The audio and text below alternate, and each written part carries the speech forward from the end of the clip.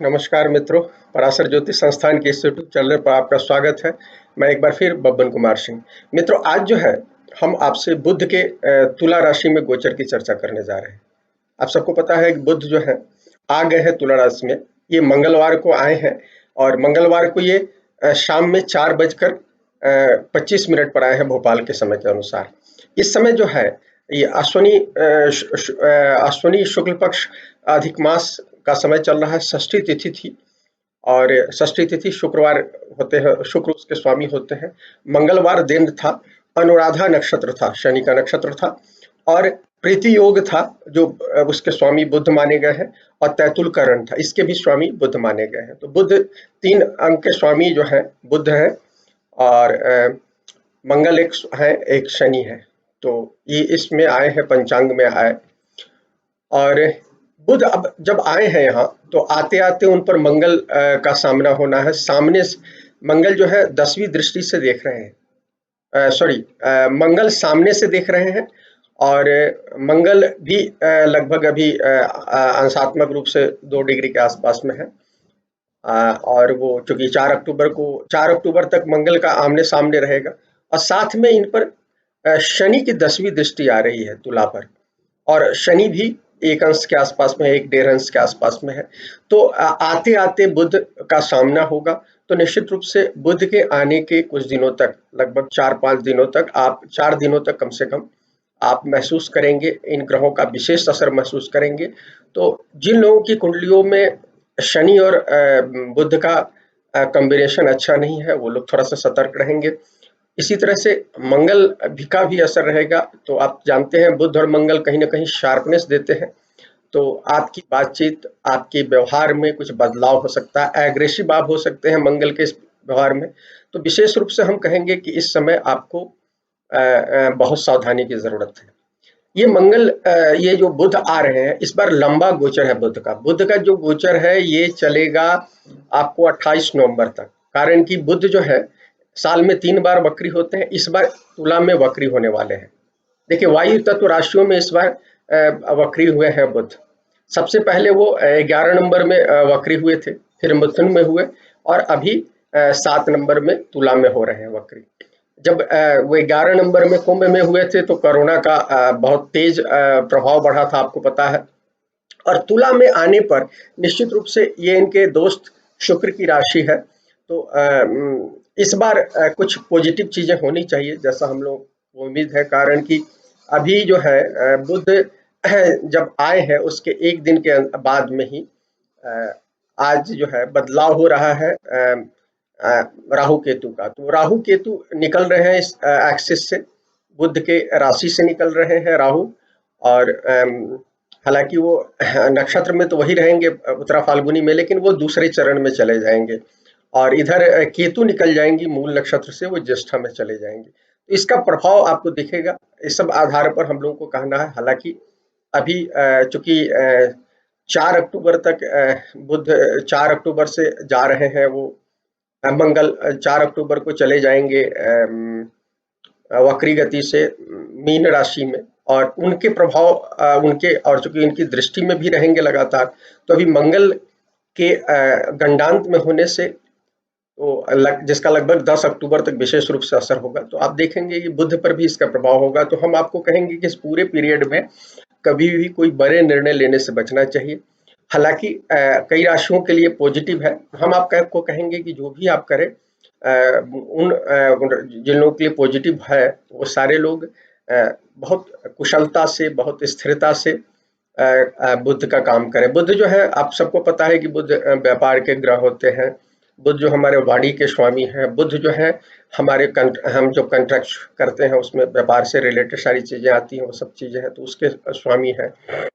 बुध जो है हमारे डे टू डे में हमारे जो हम किसी चीज का सहज बुद्धि के वो हैं, जो तो हम जो भी चीज गणना करते हैं, किसी भी का एक कैलकुलेशन करते हैं, जो स्वाभाविक कैलकुलेशन करते हैं, उसके स्वामी है। तो बुध आ रहे हैं तुला में, मित्र राशि में है। तो निश्चित रूप से उसमें, और यहाँ ये बहुत कंफर्टेबल फील करते हैं।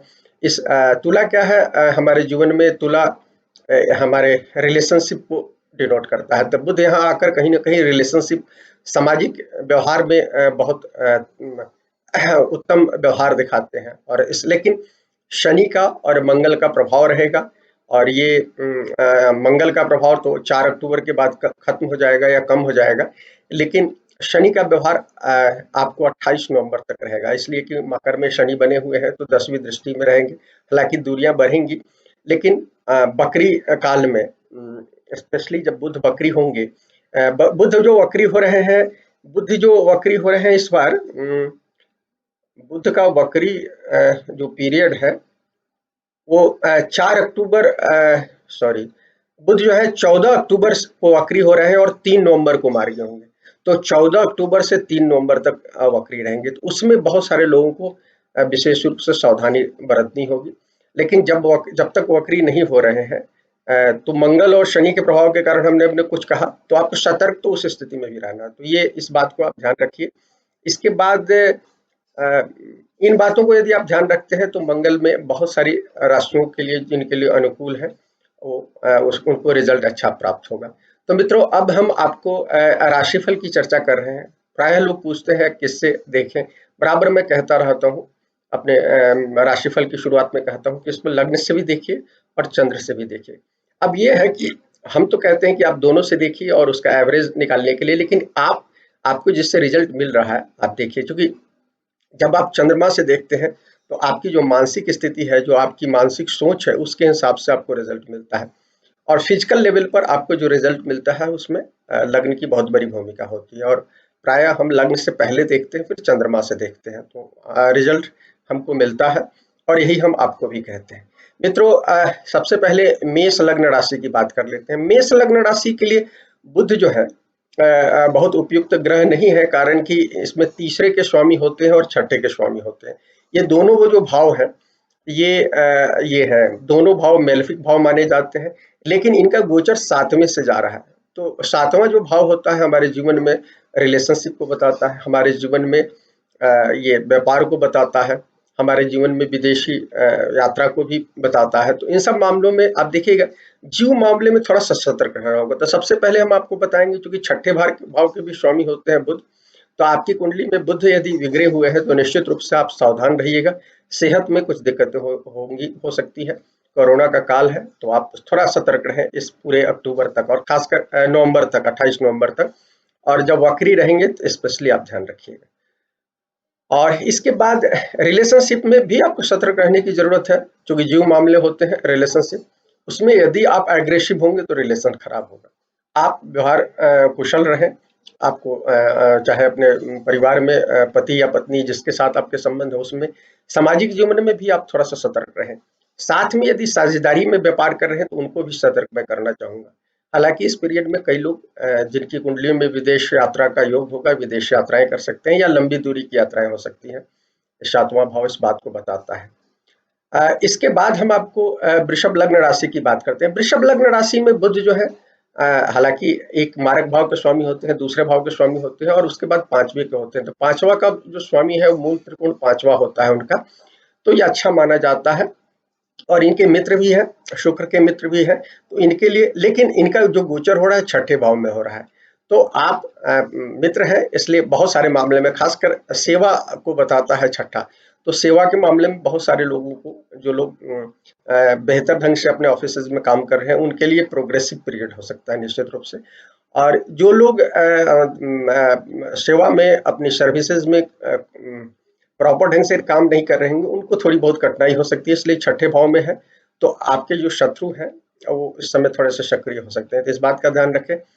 और छठा भाव है तो अब बुध यहाँ है, और बुध छठे के वजह से काल पुरुष कुंडली में छठे के स्वामी होते हैं, तो थोड़ा सा हम आपको कहेंगे, यदि आपकी दशा भुक्ति खराब हो तो आप अपने सेहत का ध्यान रखें, अदरवाइज आपके लिए ये ठीक होंगे।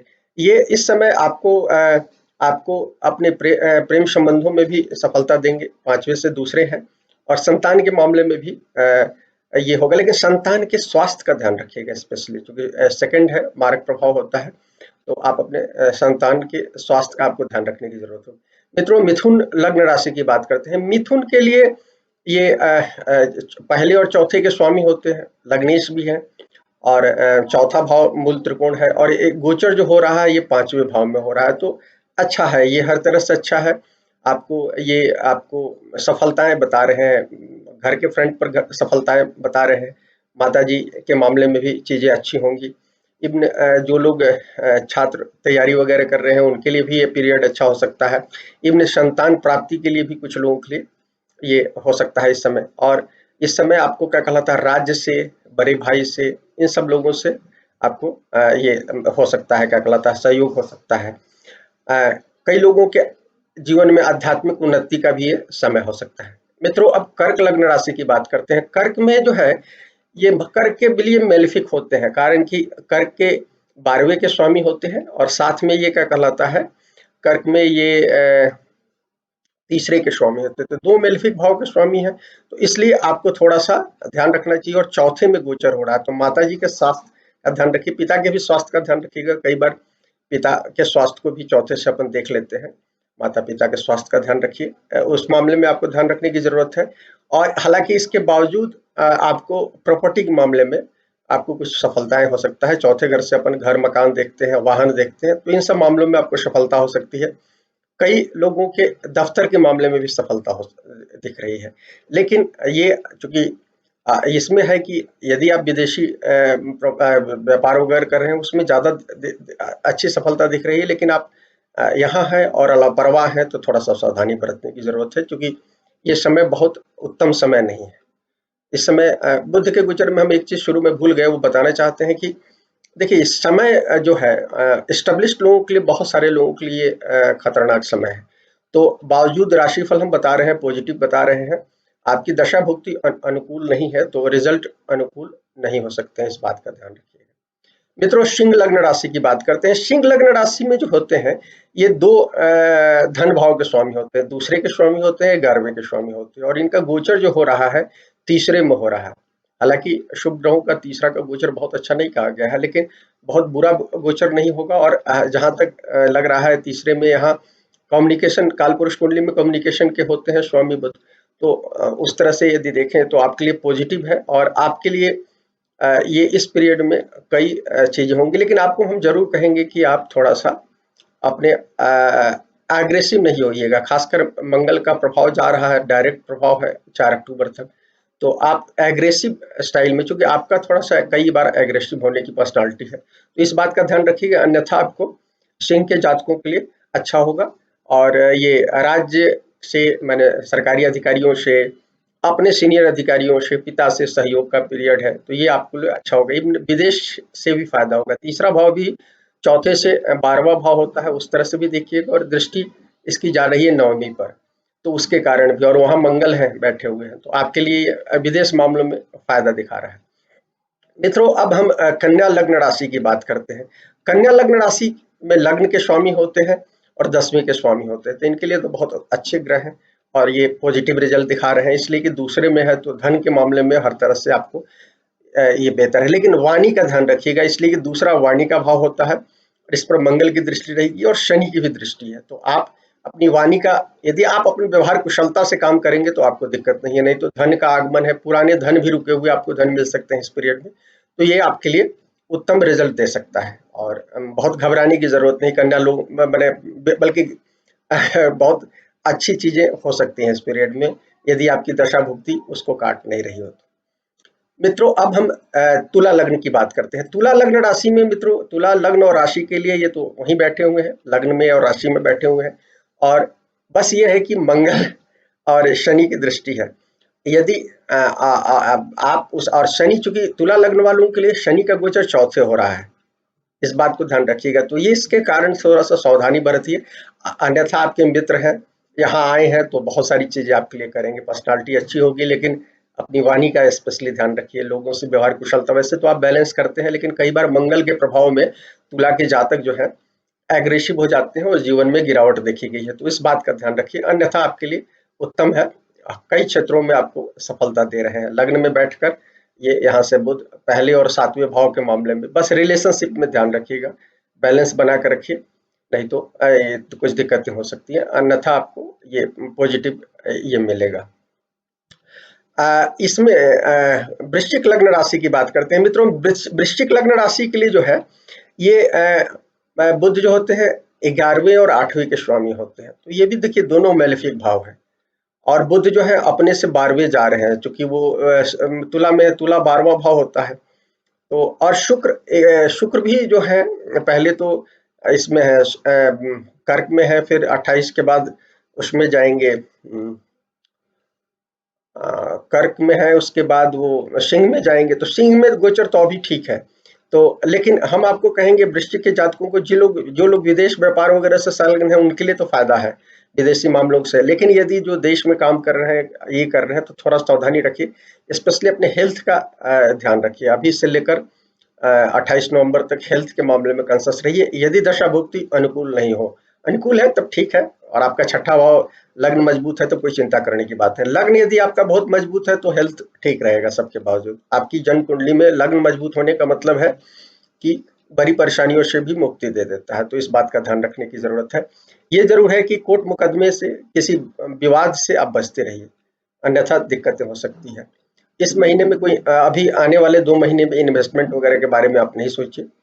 और बुध चूंकि 12वें जा रहे हैं, 12वां अच्छा नहीं गोचर होता है किसी भी तरह से, तो आप इस बात का ध्यान रखिए। और आपके 2 भावों के मेलेफिक भी स्वामी है, तो हेल्थ का स्पेशली ध्यान रखें। मित्रों, धनु लग्न राशि की बात करते हैं। धनु में जो क्या होते हैं, ये 11वें में जा रहे हैं। तो देखिए 11वें में जाना उत्तम है, लेकिन इसमें क्या होता है कि ये स्वामी हो जाते हैं आपके, ये धनु लग्न में 10वें के स्वामी हो जाते हैं, और 7वें के स्वामी हो जाते हैं। तो और बुध यदि आपकी कुंडली में केंद्रापति दोष बना रहे हो, खासकर जब यदि बैठे हो 10वें में या उसमें 7वें में, तब थोड़ी सी दिक्कत हो सकती है। स्वास्थ्य का आपको ध्यान रखना, अन्यथा आपके लिए पॉजिटिव होंगे। 11th में है तो आर्थिक मामलों में बहुत सारी सफलताएं दे रहे हैं। पिछली कई चीजों के कारण राज्य, समाज, सब जगह से उन्नति की स्थिति दिख रही है बुध के लिए। केवल यदि केंद्राधिपति दोष बनाए हुए हैं, दशा भुक्ति अनुकूल नहीं है, तो आप ध्यान रखिएगा। क्योंकि कुछ लोगों के लिए, जिनके लिए